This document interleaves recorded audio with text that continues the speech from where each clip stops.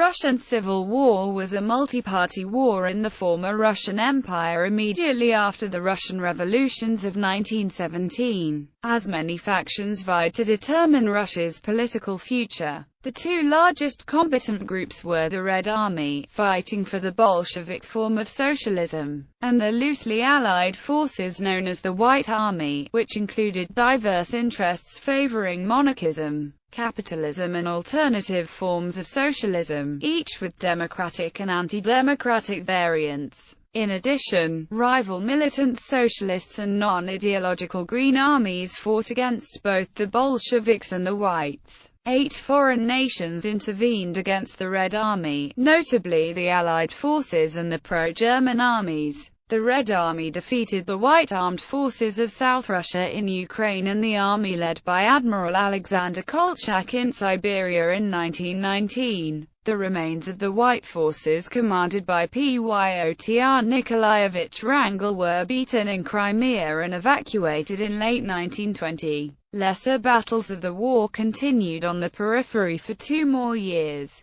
Minor skirmishes with the remnants of the White Forces in the Far East continued well into 1923. Armed national resistance in Central Asia was not completely crushed until 1934. There were an estimated 7 million–12 million casualties during the war, mostly civilians. The Russian Civil War has been described by some as the greatest national catastrophe that Europe had yet seen. Many pro-independence movements emerged after the breakup of the Russian Empire and fought in the war. Several parts of the former Russian Empire, Armenia, Azerbaijan, Georgia, Finland, Estonia, Latvia, Lithuania, Poland, and Ukraine, were established as sovereign states, with their own civil wars and wars of independence. Some of them re-established their independence, previously lost to Russia. The rest of the former Russian Empire was consolidated into the Soviet Union shortly afterwards. Background: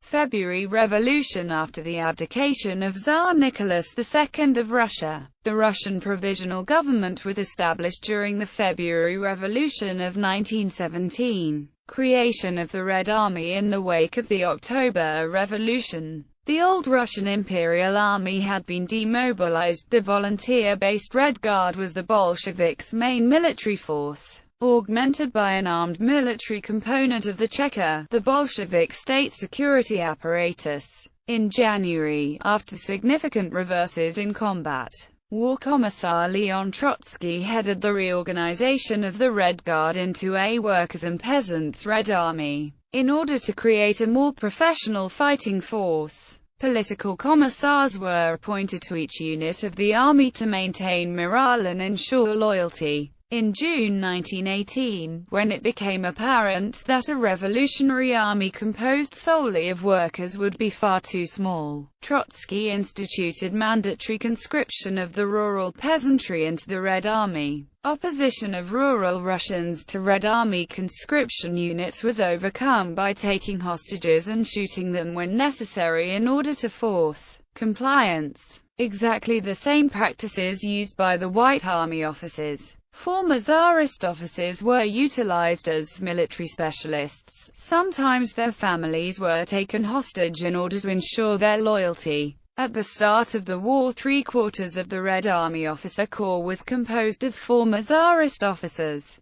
By its end, 83% of all Red Army divisional and corps commanders were ex-Tsarist soldiers. Anti-Bolshevik movement. While resistance to the Red Guard began on the very day after the Bolshevik uprising, the Treaty of Brest-Litovsk and the political ban became a catalyst for the formation of anti-Bolshevik groups both inside and outside Russia, pushing them into action against the new regime. A loose confederation of anti-Bolshevik forces aligned against the communist government, including landowners, Republicans, conservatives, middle-class citizens, reactionaries, pro-monarchists, liberals, army generals, Non-Bolshevik socialists who still had grievances and democratic reformists voluntarily united only in their opposition to Bolshevik rule. Their military forces, bolstered by forced conscriptions and terror and by foreign influence and led by Gen.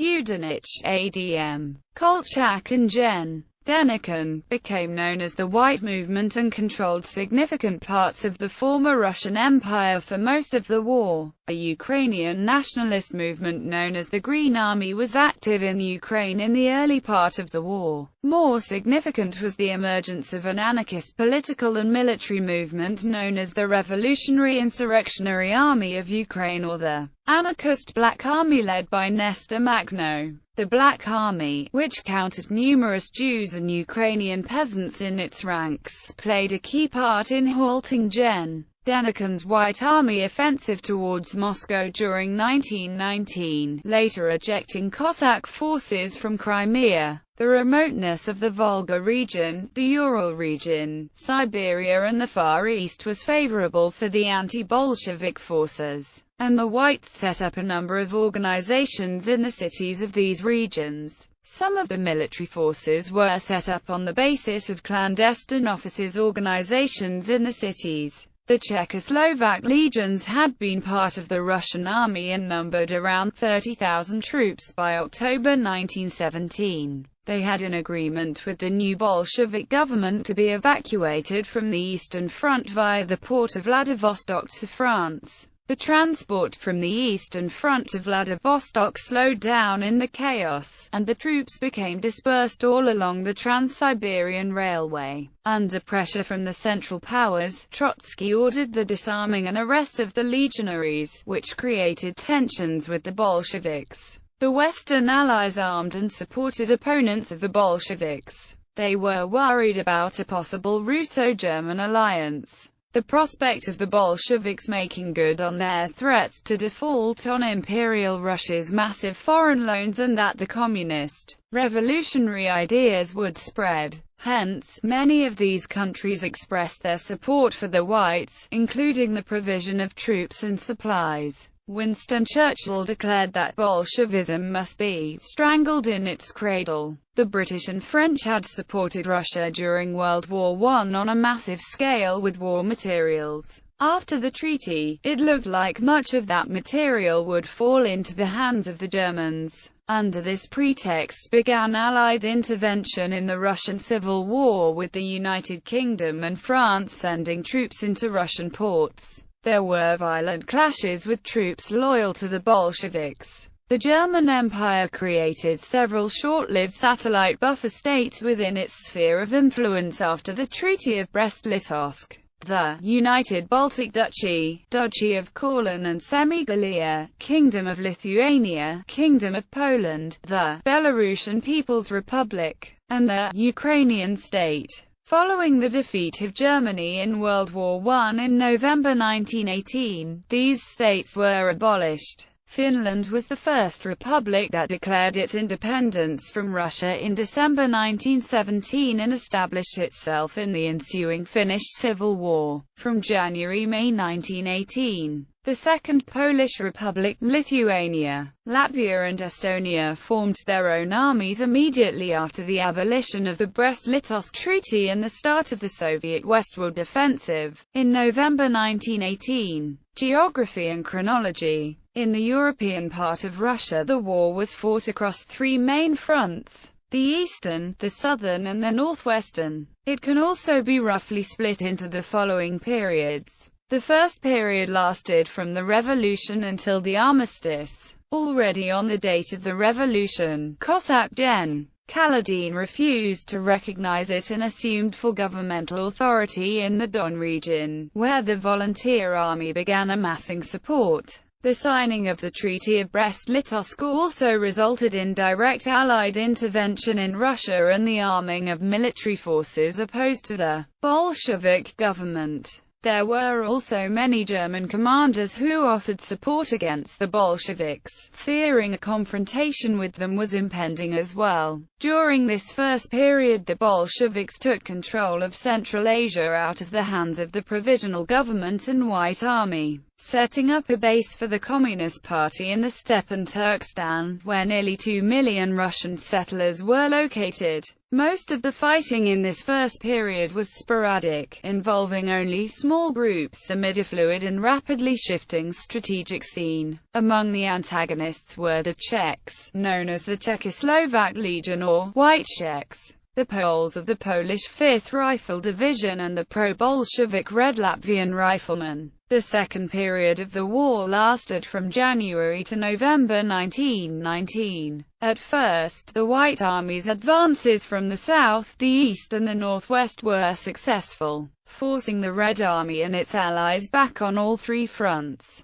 In July 1919, the Red Army suffered another reverse after a mass defection of units in the Crimea to the anarchist Black Army under Nestor Makhno, enabling anarchist forces to consolidate power in Ukraine. Leon Trotsky soon reformed the Red Army, concluding the first of two military alliances with the anarchists. In June, the Red Army first checked Kolchak's advance. After a series of engagements, assisted by a Black Army offensive against White supply lines, the Red Army defeated Denikin's and Utenic's armies in October and November. The third period of the war was the extended siege of the last White forces in the Crimea. Gen. Wrangel had gathered the remnants of Denikin's armies, occupying much of the Crimea. An attempted invasion of southern Ukraine was rebuffed by the anarchist Black Army under the command of Nestor Makhno. Pursued into the Crimea by Makhno's troops, Wrangel went over to the defensive in the Crimea. After an abortive move north against the Red Army, Wrangel's troops were forced south by Red Army and Black Army forces. Wrangel and the remains of his army were evacuated to Constantinople in November 1920.